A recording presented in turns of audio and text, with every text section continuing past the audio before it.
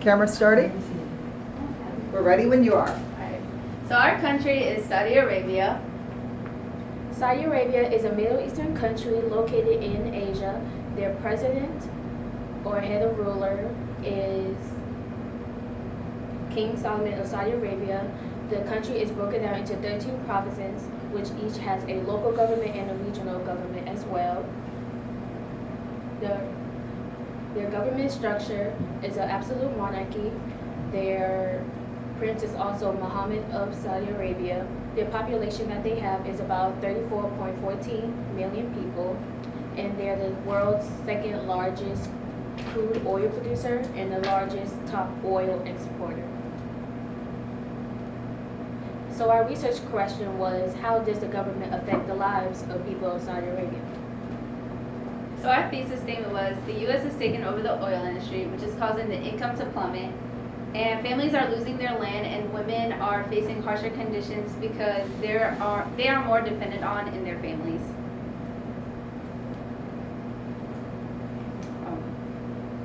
This issue matters because Saudi Arabia revolves around oil, and the U.S. has taken over the Aramco oil industry, and citizens are affected by the oil industry and prevented from supplying these to survive.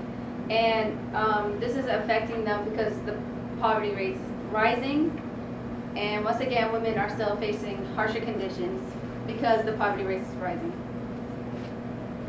Okay, so Saudi Arabia revolves around oil, and the source of all this information is from Saudi Arcamo and the Council of Foreign Relations. Okay, so Saudi Arabia Aramco is the main source of income for the country. It's the world's largest oil exporter and been producing commercial quantities of crude oil in 1938, and that's why it's essential to the world's economy. They make about $30 billion from the oil industry, and it's only given to the government officials instead of the workers and the citizens of Saudi Arabia. 330 billion, sorry. Okay, many of the Saudi relationships come from oil, such as the United States, because they export to all of these different locations. Saudi Arabia Aramco provides oil to ExxonMobil, which is one of the U.S.'s main gas stations, you can say. And it's predicted that the United States is trying to take over the business of Aramco's oil company. And if that happens, many more people will fall below the poverty line in Saudi Arabia. Okay, citizens are affected by the oil industry because they are prevented to supply the needs for their families. Royal authorities of Saudi Arabia, they use schemes such as confiscating land, meaning that they take the land from poor farmers and sell it to government officials to make a higher profit of money. And they also use fraudulent government contracts as well. They spend billions of dollars on trying to decrease the poverty, which meaning the different programs and the training facilities and jobs that they offer, but there were rumors and claims that they were very insufficient. And due to those insufficient jobs, most people in their youth starting in their 20s won't have a job, and which means that the unemployment rate would start to increase. And later on, as they get into their 30s, that will affect the overall unemployment rate to increase as well. And Saudi Arabia is an oil-based economy, meaning that they're only going to focus mainly on making profit to increase the money for the oil production. They spend billions of dollars on the technology and equipment to help increase it instead of caring the health and well-being of their people, meaning that they only stay focused on the riches and their images of their country. In 2011, according to the Guardian magazine, three bloggers were jailed for 2 weeks because they documented about Saudi Arabia's poverty level, meaning that they like to keep it under the rug without letting anybody know. So women are facing harsher conditions because they're struggling to maintain the income that's coming into their housing. And if you are not a Saudi citizen, situations are worse for you because it's harder for you to gain government benefits. And that was said by the Human Rights Watch. And I have an example of a woman named Shamir. She's stateless and not considered a Saudi citizen. So she's barely affording to live in her house, and she's being threatened to kicked out. And she's living off of charity from wealthy Saudis, and that's the only reason she's actually able to stay in her house. And women aren't well respected in Saudi Arabia. They're more looked at as housewives, and they cook, they clean, they take care of the family, and men are the ones who provide the income.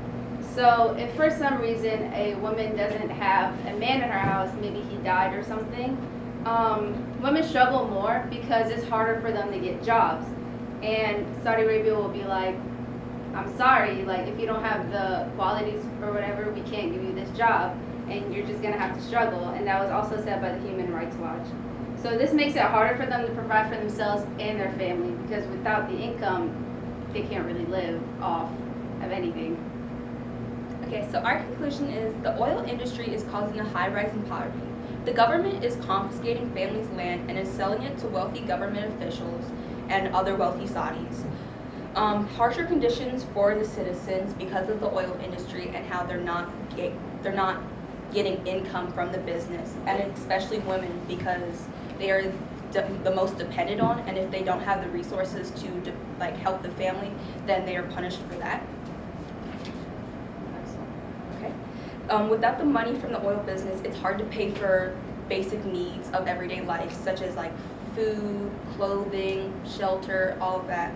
And if America takes over the Aramco oil business, then the country will start to fail.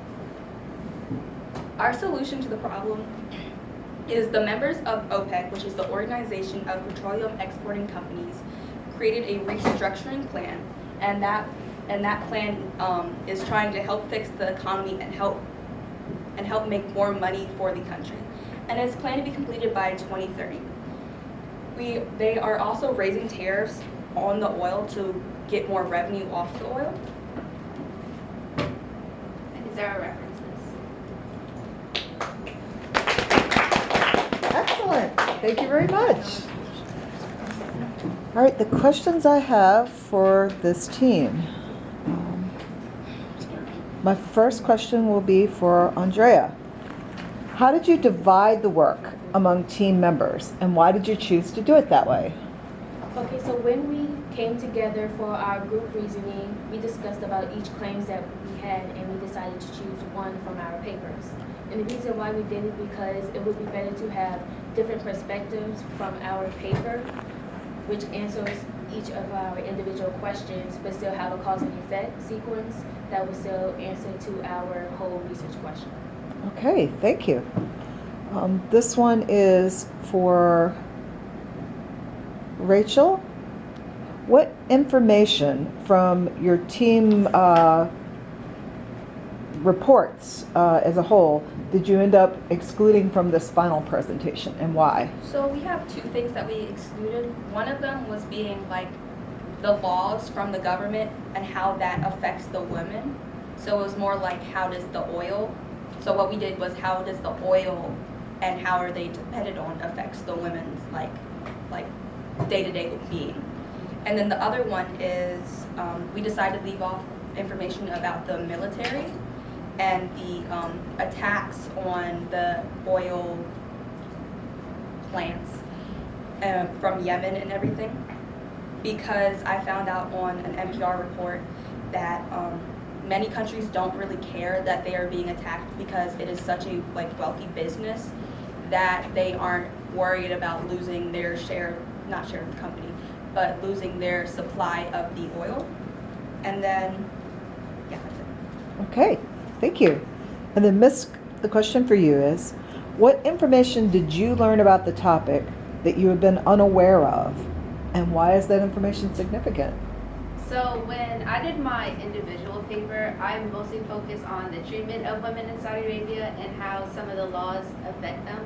So when we got into our group to do our group presentation, I learned that the oil also affects the women in Saudi Arabia by making them struggle.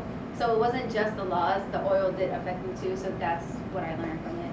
Okay, thank you very much. That's my question. And I'm sorry.